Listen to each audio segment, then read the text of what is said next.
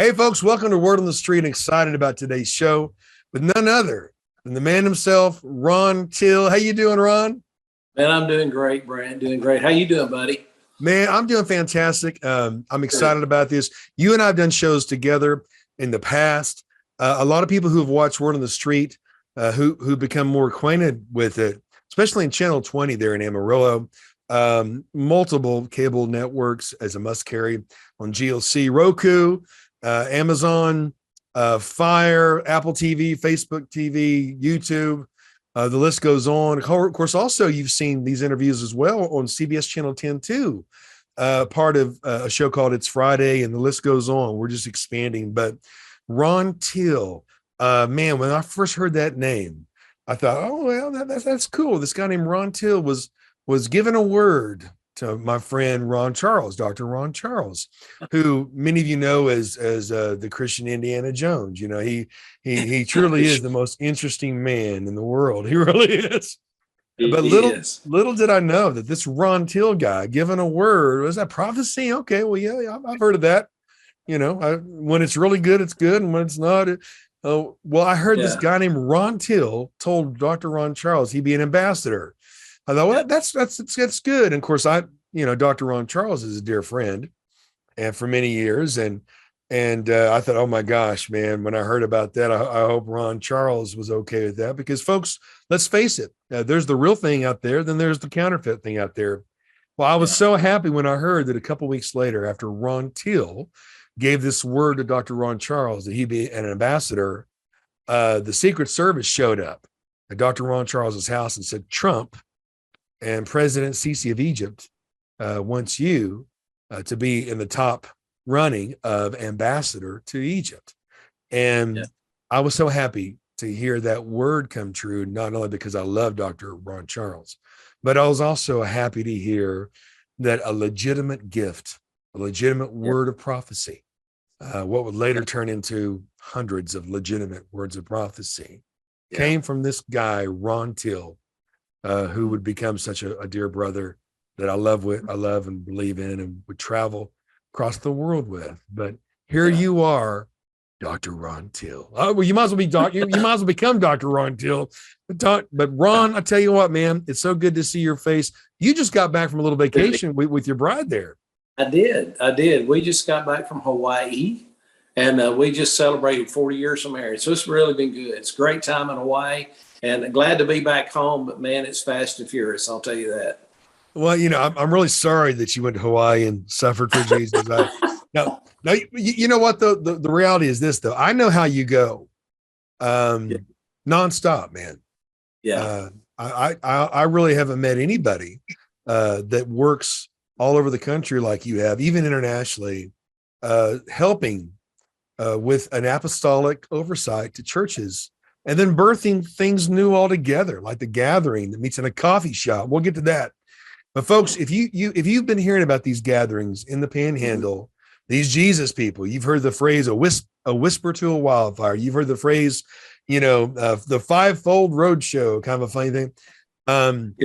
This is what we're talking about with Ron Teal and his team. I'm proud to be part of that team.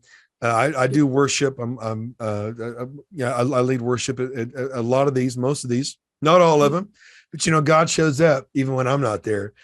Because God's man, Ron Teal, is there. But Todd Pitts, you've seen him talking about Ron Teal. Ricky Griffin, Kurt West, Stephanie and Andy Lemons, Clean Juice. Of course, let's get Kim Perez, and the list goes on. But from Borger to Pampa to Dalhart to Amarillo and beyond, they are hungry for these Jesus people meetings.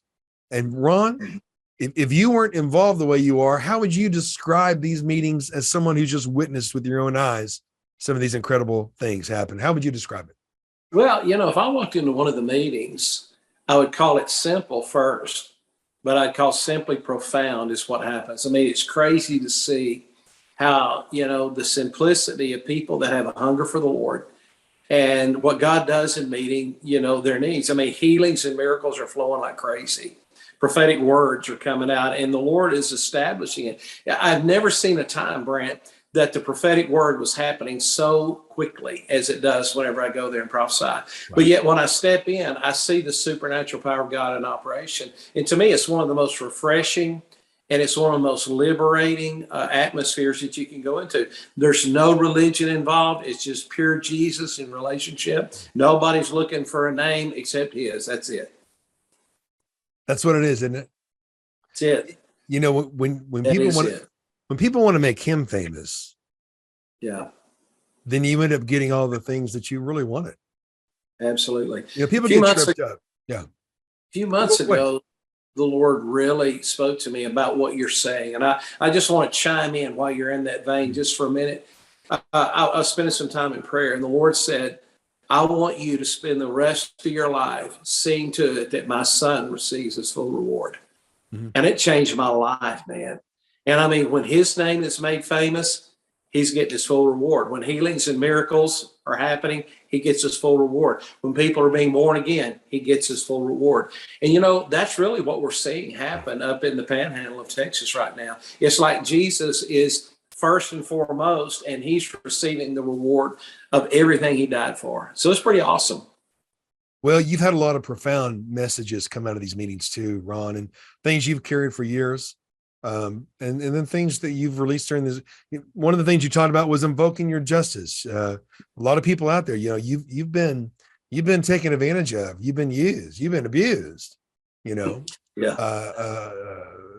And I've never heard of the phrase of invoking your justice. You know, God takes vengeance, and we forget that he does take it. He doesn't take it the way we always would want him to. Sometimes it's worse. But it's because he wants to teach people what they need to know. That's why you got to forgive people and let God handle them, because he loves them and he wants to teach them what they need to know. If you rob him of his vengeance, that unforgiveness could take you both to bad places. But, you know, the night you talked about invoking your justice, I did that, Ron. I invoked my justice about all the years that I've worked with. I've helped more people than I can remember, and this show is not about me, and it won't be about me. But in the process, a lot of being taken advantage of, a lot of things that I didn't realize I could invoke my justice on, and then I just was able to let them go. And then, man, what happened with my son that I was estranged from 15 years is now with me, and now part of these meetings too. And, you know, invoking your justice. But Ron, so many people only have one theme per ministry. You've got dozens of themes and books. One of the most exciting things, phrases that you have in a book you're working on called New Gates on Burned Stones or Burnt Stones. Either one is still as effective, but that's what these meetings are. You know, we talked about this month before these meetings happened. God was going to raise up people in the panhandle and a valley of dry bones that were still alive and, you know, effective in their own way. But prophetically, God's putting the meat back on them and raising them up. He's been doing that already with some of our friends. Absolutely. Yeah, Mike Sluter and Bill and Kathy Johnson and others. But brother, we're seeing them all come together and lock shields. But could you talk about New Gates on Burned Stones? That incredible imagery that people are seeing come to life in these meetings? Yeah, you know, it's really interesting. Most people think because I've had bad experiences, things have happened to me because life has been unjust. It's almost like, well, I'm used up. It's all over. I grew up in a denomination that, you know, if you were ever divorced, you were thrown out. You would never be able to do ministry again. I've seen other people make bad mistakes in their life. And because of that, it's like they were thrown out. And then the Lord began speaking to me about the valley of dry bones. And he began speaking to me about the story of Nehemiah. And I began to put those two together. And I began to realize that there was a lot of wisdom that would come out of that. It was interesting because in Nehemiah, Sanballat, Tobiah, all those people that were mocking him, you know, they said, can these bones live again, even the burnt ones? And whenever I read that, I mean, it's like a light came on, and the Lord spoke to me prophetically, and he said, I'm going to hang new gates on burnt stones. I'm going to build the wall that I desire of my people. And really, you know, the word talks about how that we are living stones. Jesus is the cornerstone. He's the big stone. We're the small stones.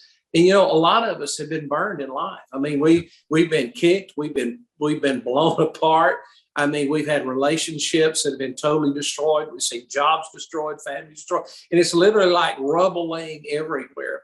And God's picking up all these burnt stones and He's building the wall and He's putting new gates up. And the new gates are the way that we access the kingdom. It's a beautiful story about the operation of God's kingdom with God's people and the access that He is giving us into His heart, into what He desires. And the fact that God's raising up an army out of the valley of dry bones. Everybody saw it as dead, but God saw it alive.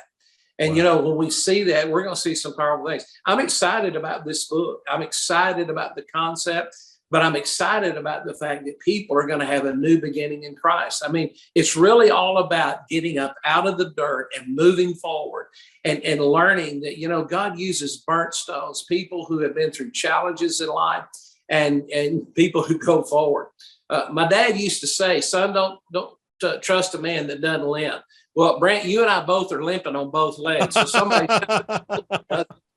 and you know, the truth is that you see a lot of people going through these things, and they're kind of like, will anybody ever trust me again? Yeah, you have a life story, you have a testimony, and your testimony about invoking justice is one of those stones that God is using to build the wall around His city again. I mean, it's what God's doing in assembling the body of Christ. I'm excited. The concept is amazing, but here's what's beautiful. It's new gates, not old gates.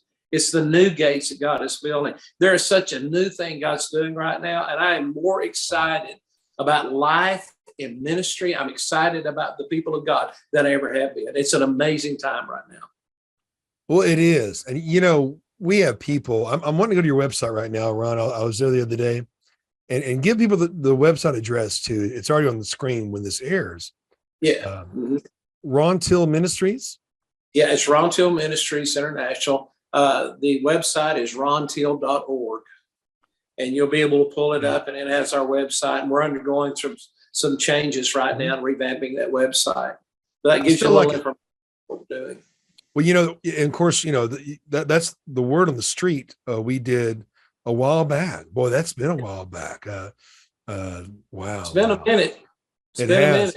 And I'm excited to do this again. I was having an inspiration, Ron, because I know you and I've observed you in public and private. I know that you have an authentic gift. I know that more than any person who does what you do, I've never seen anybody stand and pray for everybody who wants to be prayed for. I've never seen that. I wish I could say that I have, but I haven't. I mean, I haven't seen that. Someone that operates the way that you do, pray for each and every person that comes up. And man, I saw you at an event. You prayed for an hour and a half for people, you know, and one of these, you know, but I had an inspiration. I thought, you know, because I know you and because I know that your gift is authentic and real, what would it be like if we had a live call in at one of these tapings and people called in live through Facebook and of course the phone, and you were able to minister to them. You know, I did that in Dallas. I didn't prophesy, but I ministered live television to call in people in Dallas. Probably the most fulfilling television ministry I've ever got to do. But Ron, you know, I believe in you so much, and I love you. You know, I know that I live what I say, and I know you live what you say, you know, and that our lives have already been written. But man, you know, from the dust storms in West Texas and the wonderful, incredible people, you know, from Andrews with Melissa and Kyle to you know, Todd and Tracy and Stephanie and Kim and Ricky and Kurt and the list goes on, and Amarillo and Dalhart and Borger, and of course that's only going to expand, you know, to dark streets in Cairo, man, with a persecuted church, and you've gone several times, you know, that I haven't gone. You know, what would you feel comfortable saying about your involvement with the Cubit Foundation? And before you do, what do you think about the idea about maybe doing a call-in sometime where you can free flow and minister to people? Wouldn't that be amazing? I think it'll be amazing. I think it's a great opportunity. You know, people need to hear what the Lord is saying in the now. And one of the things that I really I thrive on, I love praying for people. Probably the longest I've ever spent was 8 hours one day. We'd done a little bit of speaking, and then I started praying for people, and people kept coming. And I laugh, but I tell people, I said, I'm going to pray till the last man standing. Mm-hmm. And the reason I do that is because that was a New Testament pattern. Jesus did that. The apostles did that. It's not that they were allowing people to take advantage of them. They were loving people. And they were pouring out to people. That's my passion. I love seeing people change. But I think being able to do a live situation would be great. I feel like you could do some real ministry and even give the prophetic a pure sense of destiny and purpose in people's lives. You know, when people think of the prophetic, many have been hurt by it, or many people don't understand it. But to be able to have a live word given in a moment that can change a life will be absolutely amazing. So I think it'd be great. I think it'd be an opportunity just to step into to see what God does. I think we know to do it. You've recorded a lot of episodes of GLC. The book's coming together. And I can't wait to see the book on those shows as well. It's not just one book, though. New Gates on Burnt Stones. You know, you've got revolutionary teachings, man. You know, like with invoking your justice. You know, with first fruits. My gosh, man, the list goes on. But you know, you not only pray for people because that's what you're supposed to do. Man, you really care. You really care. You know, I've said a lot of times, you know, Ron, that there's people who love people and use things. And there's people who love things and use people. Yeah. And you don't use people. We've been used, haven't we, brother? Yeah. Yeah. We don't use people, you know, and you and I have gone and done gatherings where it wasn't a conference. Like some of you saw the promo we put out recently. Ron's coming back to town. I'll be coming with him too as well, but he comes without me. He didn't have to, I don't have to be there for Ron to do his thing. It's always a joy too. Yeah. But you know, some of you saw the promo and you'll see it again on the show. Just the general excitement, you know, but you really do care. And a lot of times as the prophetic gift, when it's authentic, it's very exciting, but it's very tempting for people to not go the way of Simon the magician. Hey, you know, I'll pay you to teach me how to do that. Well, Simon the magician in the New Testament, he wasn't concerned about people. He wanted to make it part of his money show. And so, but I've seen people who they have a legitimate gift, Ron, but they fall into the trap of trying to build a name for themselves, to build their own kingdom. I've seen it for 40 years. And, you know, you don't do that. You're not trying to build your own kingdom. You're not trying to build your own name. You know, people will ask us, what are these gatherings about? What's the ministry?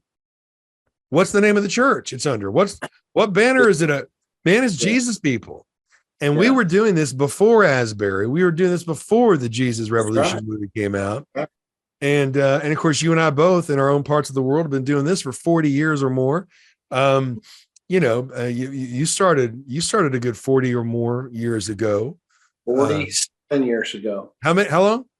47. Wow. 40 years for me, 47 for you. And we've seen a lot, haven't we, brother? And, but how would you encourage people who are beginning to move into some of these prophetic gifts when so many have fallen by the wayside? Because number one, they quit going out where the people are. They wanted to build a little kingdom, and they wanted everyone to come to Jesus as long as they came through their building and gave them money. You know, and folks, we could talk for years on that. I planted 3 churches. Okay. I no shame, no blame. But right now, the world doesn't need another church. It needs a power encounter with God and with Jesus Christ. And it needs a revival that goes beyond the 4 walls of any building. But we are seeing this in other people too that we know, coffee shops, salons, you know, highways and byways. But how would you encourage those who are stepping into the prophetic and in terms of keeping on the straight path? Yeah. Well, you know, one of the things I would do is I would encourage people to look for the real prophetic, look for the real word of the Lord. Real prophets are in ministry to make Jesus known. Yeah. And, the prophetic is about forthtelling. It's about tomorrow. Just because somebody tells me about yesterday doesn't mean much. Prophets speak to destiny and purpose. So I'd look, first of all, for the real prophetic. The second thing is I would look for the prophetic that has power encounters with it. The signs of a true apostle are done among you with all perseverance, with signs, wonders, and miracles following. That's what Paul said. Whenever we study the prophetic in both the Old and the New Testament, all the prophets operated in the supernatural, healings and miracles and signs and wonders. It was something that was there, but that was not the focal point. The focal point was Jesus. And I would look at that. Third thing I say is look for love. Man, look for love. Look for a place for your love. The real prophetic is very relational. I was taught by some guys in error early on in my prophetic life, and people ask me all the time, "How long have you been a prophet?" Well, I just turned 63 a week ago, so 63 years. I was born this way. The prophetic is something that the Lord has developed in my life. But it was born. My mom had an angelic visitation when I was born, and she knew that I was a prophet and didn't tell me until I was 15 years old.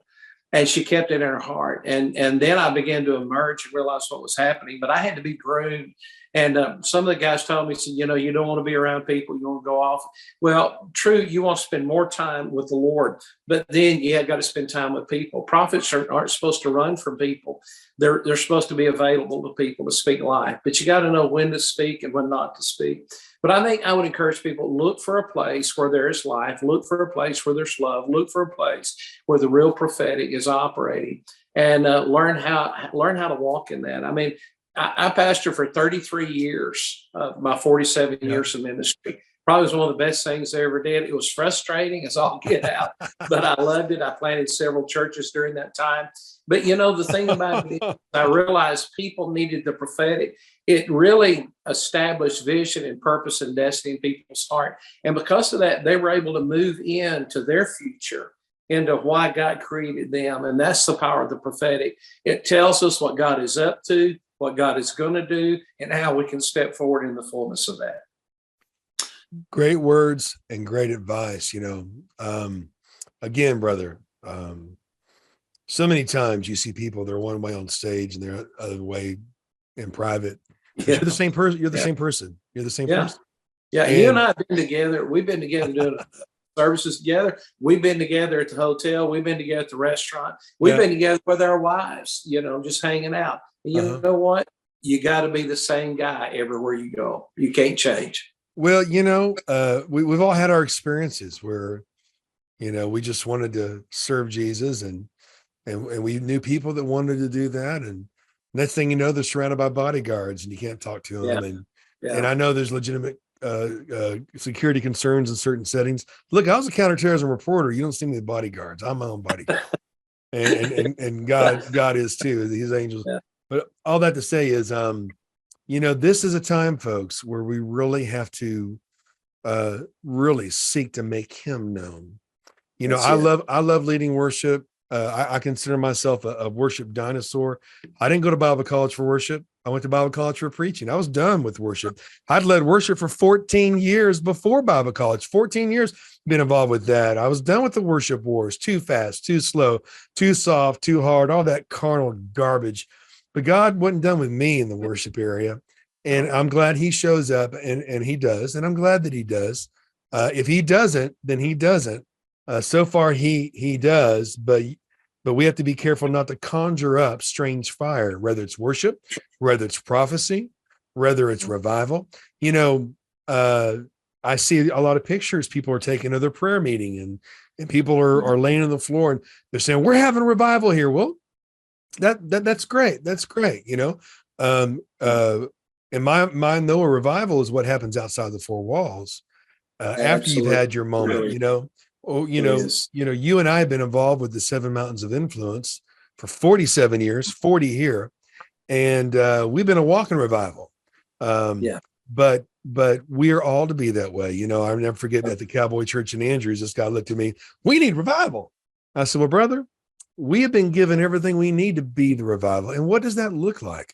A revival looks like the agenda of Jesus, the captives being set free, binding up the broken, loosening from chains, Yeah, but the bind of the brokenhearted, the sheep and the goats, Matthew 26 of Keith Green, rocked my world. Yeah. Still does. I was hungry. You gave me something to eat. I was thirsty. You gave me something to drink.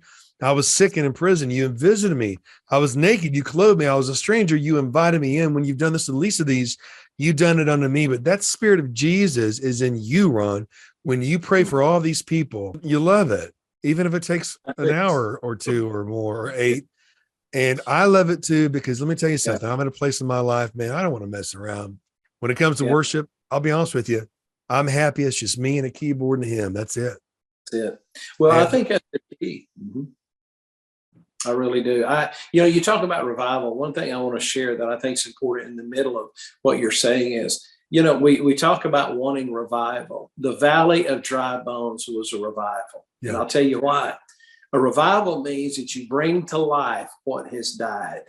And I've been able to raise 3 people from the dead in the last year, and that's an exciting thing. Yeah. So the Valley of Dry Bones was a revival. It was where life was put in to dead beings so they could come alive again. The problem with the revival today is nobody wants to admit they're dead. you got to admit you're dead in order to come back alive.